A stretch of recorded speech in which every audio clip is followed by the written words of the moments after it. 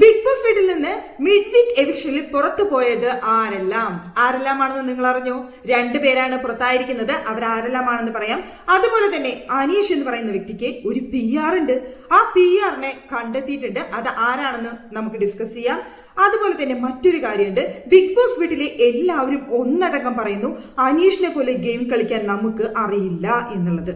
അതുപോലെ തന്നെ മറ്റൊരു കാര്യം, നമ്മുടെ രേണുസുതി ഇനിയും അക്ബറിനോട് ഞാൻ ക്ഷമിക്കില്ല, ഞാൻ പൊറുക്കില്ല, സ്ത്രീത്വത്തെ അപമാനിച്ചിരിക്കുകയാണ്, ഞാൻ ക്ഷമിക്കേയില്ല ബിഗ് ബോസ് എന്ന് ക്യാമറ നോക്കിക്കണ്ട് രേണുസുതി. അപ്പൊ ഈ കാര്യങ്ങളെ കുറിച്ച് നമുക്കൊന്ന് പറയാം. അപ്പൊ എല്ലാവർക്കും പുതിയ വീഡിയോയിലേക്ക് സ്വാഗതം.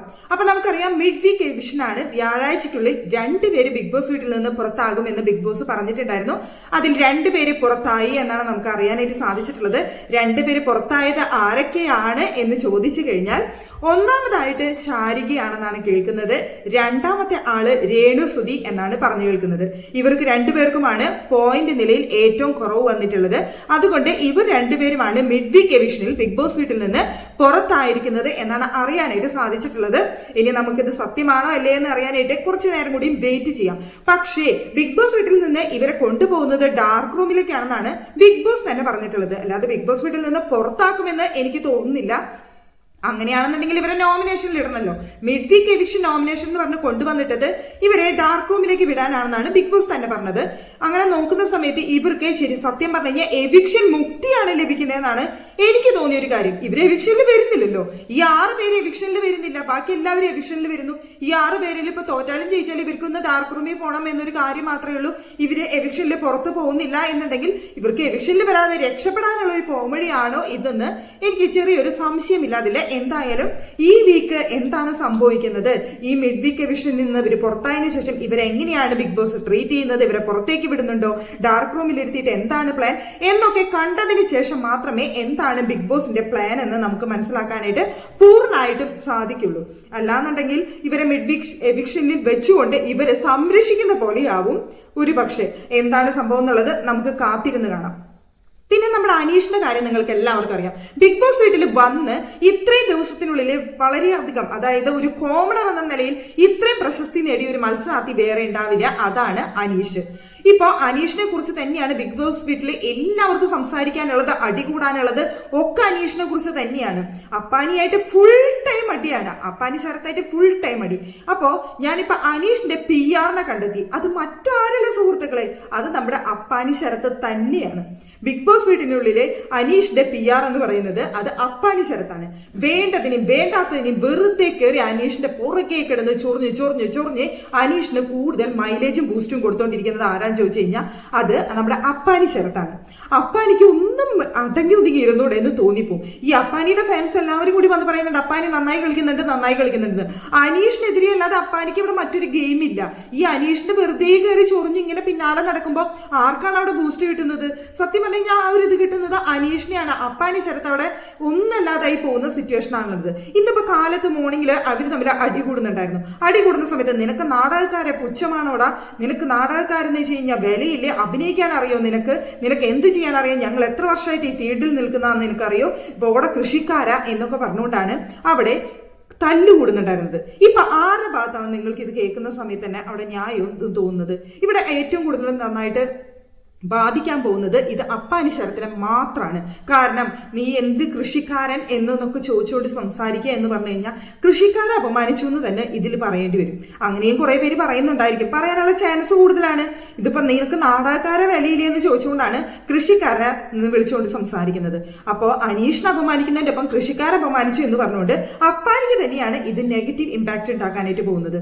ഇങ്ങനെ അനീഷിന്റെ പുറകെ കിടന്ന് ചൊറിഞ്ഞ് ആവശ്യമില്ലാതെ വർത്താനം പറഞ്ഞ് അനീഷിനെ സ്പേസ് കൊടുത്ത് അവസാനം അപ്പാനി ശരത്ത് ബിഗ് 0 ആവോ എന്നുള്ളതാണ് ഇപ്പൊ എൻ്റെ സംശയം.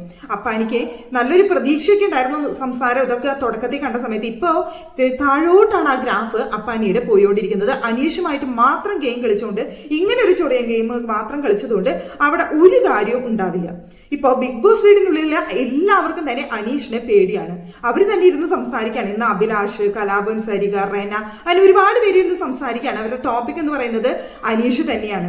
അനീഷ് എന്ന് പറയുന്ന കോമണർ. അവർ പറയാണ് കോമണർ അല്ല, ഇവിടെ വന്നിട്ടുള്ള സെലിബ്രിറ്റികളെ വെച്ച് നോക്കുമ്പോൾ അടക്കം അനീഷിനെ പോലെ ഗെയിം മറിഞ്ഞ് കളിക്കാൻ, അല്ലാന്നുണ്ടെങ്കിൽ ഗെയിം എങ്ങനെ കളിക്കണമെന്ന് മനസ്സിലാക്കി കളിക്കാനായിട്ട് വന്നിട്ടുള്ള മറ്റൊരു മത്സരാർത്ഥി ഇല്ല എന്നാണ് അവരവിടെ പറയുന്നത്. ഈ 19 പേരെയും വെറുപ്പിക്കുക എന്ന് പറഞ്ഞു കഴിഞ്ഞാൽ അങ്ങേറെ സമ്മതിക്കണം. അതുപോലെ തന്നെ ഒരു ഫീലിങ്സും പുറത്ത് കാണിക്കാതെ ഇങ്ങനെ പിടിച്ചു നിർത്തുക എന്ന് പറഞ്ഞു കഴിഞ്ഞാലും അതും ഒരു കഴിവാണ്. അപ്പോൾ ഓരോ സമയത്തും എങ്ങനെ ഗെയിം കളിക്കണമെന്ന് കൃത്യമായ പ്ലാനിങ്ങോട് കൂടി വന്നൊരു വ്യക്തിയാണ് അനീഷ്.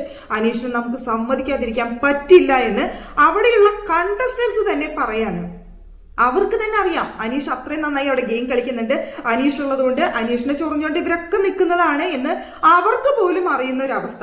അതിപ്പോ മനസ്സിലാക്കിയത് കൊണ്ടാണെന്ന് തോന്നുന്നു അഭിലാഷും അവരൊന്നും ഇപ്പൊ അനീഷിന്റെ അടുത്ത് അത്ര വഴക്കിടാനായിട്ട് അവിടെ പോവാറില്ല. ഇപ്പൊ ഏറ്റവും കൂടുതൽ അനീഷിന്റെ അടുത്ത് വഴക്കിടാനായിട്ട് അവിടെ പോകുന്ന ഒരു വ്യക്തി എന്ന് പറയുന്നത് അത് നമ്മുടെ അപ്പാനിശരത്താണ്.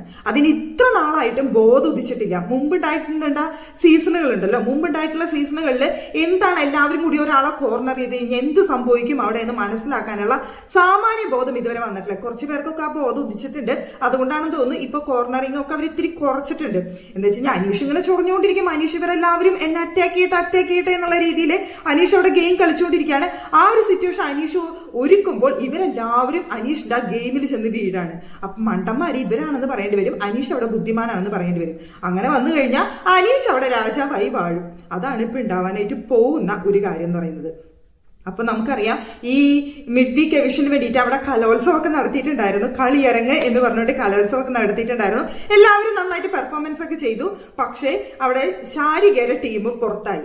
അവിടെ ബിഗ് ബോസ് തന്നെ ഇവർക്ക് പെർഫോമൻസ് ചെയ്യാനുള്ള പാട്ടുകൾ കൊടുത്തിട്ടുണ്ടായിരുന്നു. ആ പാട്ടുകൾ സെയിം തന്നെ എടുക്കണം നിർബന്ധം ഉണ്ടായിരുന്നു. പക്ഷെ അഭിഷേകും അതുപോലെ തന്നെ RJ ബിൻസി ആയിരുന്നു ആ ടീമിൽ ഉണ്ടായിരുന്നത്, ശാരികയുടെ ടീമില്.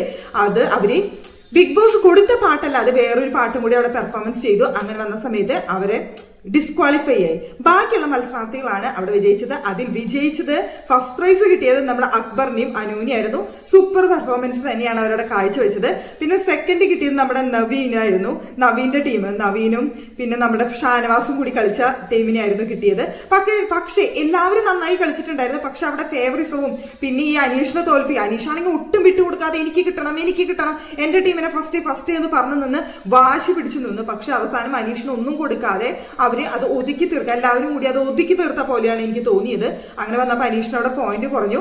അങ്ങനെ വന്ന സമയത്ത് അനീഷ് ആവുമോ പുറത്താവുക എന്നൊരു ഡൗട്ട് അവിടെ ഉണ്ടായിരുന്നു. പക്ഷേ എനിക്ക് തോന്നുന്നു ലാസ്റ്റ് ഗെയിം ഈ 6 പേർക്ക് മത്സരിക്കാനുള്ള ഗെയിമാണ് ലാസ്റ്റ് ഗെയിമായിട്ട് അവിടെ വെച്ചിട്ടുണ്ടായിരുന്നത്. ഈ ലാസ്റ്റ് ഗെയിം അനീഷ് സ്കോർ ചെയ്തിട്ടുണ്ടായിരിക്കണം. അവിടെയായിരിക്കണം ശാരികയും രേണുവും സ്കോർ ചെയ്യാതിരുന്നത്.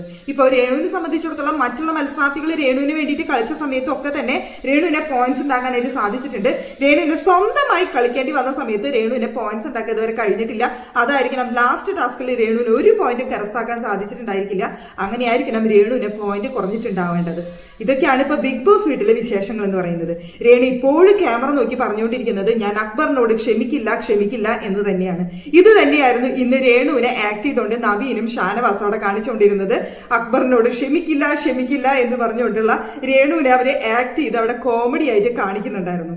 ഇതൊക്കെയാണ് ഇപ്പൊ ബിഗ് ബോസ് വീട്ടിലെ നിലവിലെ കാര്യങ്ങൾ എന്ന് പറയുന്നത്. അപ്പൊ ബിഗ് ബോസ് വീട്ടിൽ നിന്ന് 2 പേരെ പുറത്തായിട്ടുണ്ടെന്ന് കേൾക്കുന്നു. ആ 2 പേരെ ഇനി എന്താണ് ബിഗ് ബോസ് ഉദ്ദേശിക്കുന്നതെന്ന് നമുക്ക് കണ്ടറിയേണ്ടിയിരിക്കുന്നു.